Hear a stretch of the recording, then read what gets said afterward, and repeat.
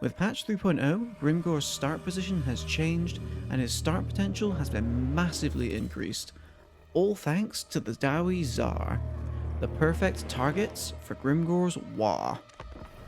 First, he no longer starts in Saber Mountain. Instead, he starts just to the south in the Eagle Eyries, fighting the ogres. And just below him is Zarnagrund, the capital of the Dowie Tsar. This is a tier 5 settlement. Of course, any faction who can take this early on will give a massive boost to that faction's potential. So of course, we're going to take it by turn 5. Let's begin. First, take your hero and put him into Grimgor's army, and you're going to fight this opening battle. You can auto-resolve this battle just fine. You'll have plenty of time to replenish as we wait to attack Zarnagrund. Once that fight is won, bring him back down to the Eagle Eyries in March stance.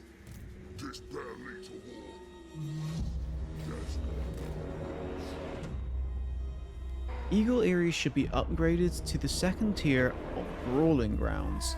This is so we can gain access to the nasty skulkers in this building.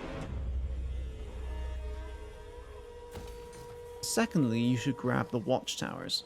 This is to prevent the ogres from taking your settlement while you're doing more important things. Once you're done with that, do your miscellaneous tasks such as research and skill points, and end your turn.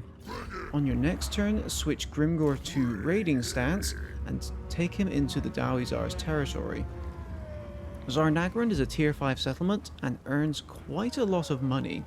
Therefore, raiding this region is going to get you quite a bit back, and it will keep us in the positive as we start hiring more lords. You can pick any lord here. I prefer the Night Goblin Warboss as he is currently the cheapest and has Stalk, which can be useful. After you've recruited your lord, it's time to end your turn again.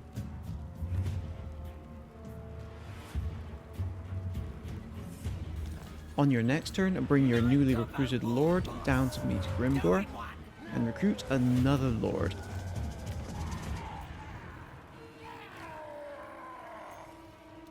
This lord will begin recruiting nasty skulkers.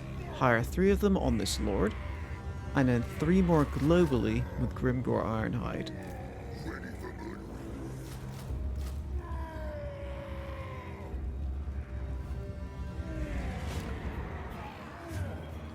On your next turn, deposit your units into Grimgor's army. Make sure to remove any event notifications as this will block you from transferring units. Put your lord in raid stance and hire yet another lord.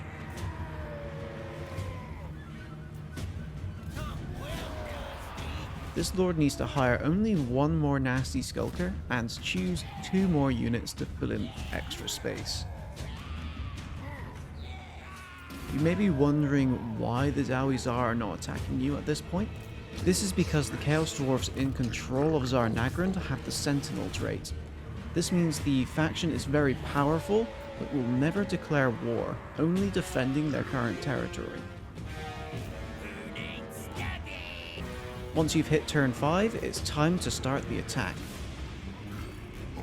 Get Grimgor to lay siege to Zarnagrund now.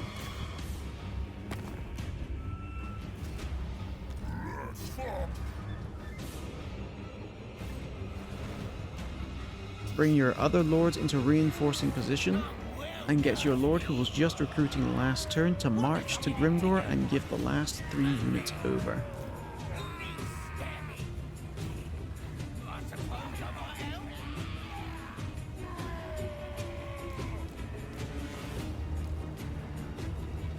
Now it's time to begin the attack.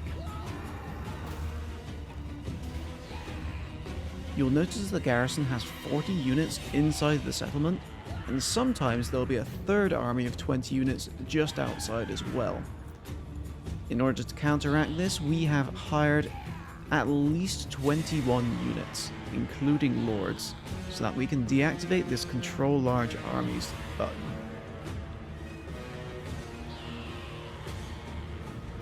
With control large armies turned off, we're ready to begin.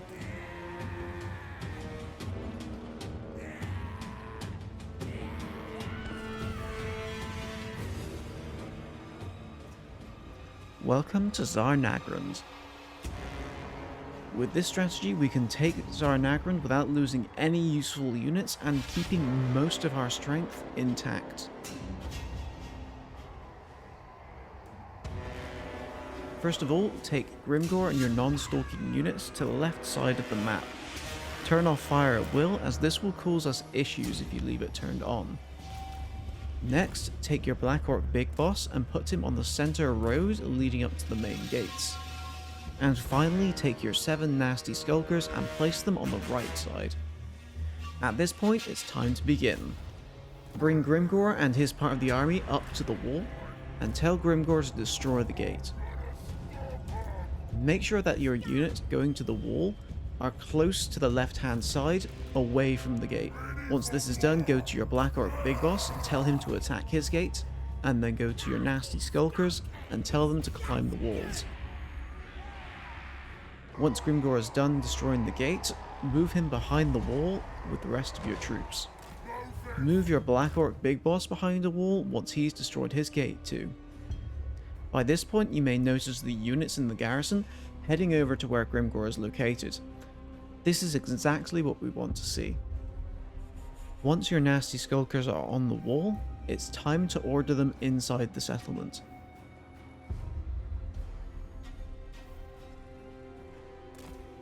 It may take them some time to get off the walls as their pathing isn't great, but try to be patient with them. Moving them further into the settlement without them being fully off the walls can result in them going places you really don't want them to, ruining the entire plan.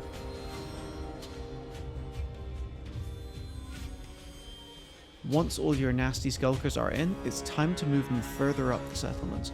Once again, wait for them all to be in position before ordering your next move. Once they're there, it's time to move them towards the capture point. If you're playing in Legendary, you can get a good line of sight from this position here. Just spread it out at this point, and your units will take the best path to get inside. On this path, the units waiting in the square will have no chance of seeing your units going through. Make sure that your units are not all getting on the square immediately. We want them all to be together so that we can get them on top of the capture point at the same time. This will capture the capture point the fastest and give the AI the minimum amount of time to react. Now you need to move your skulkers into position to keep this capture point safe.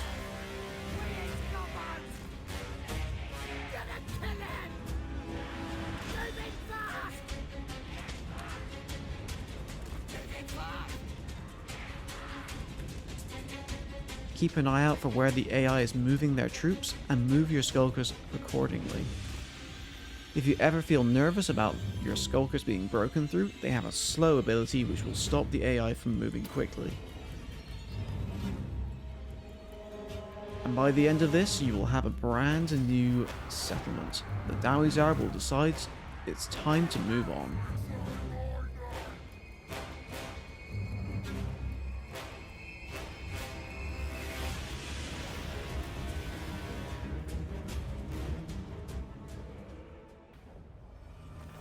And with that, Tsar Nagrand is ours.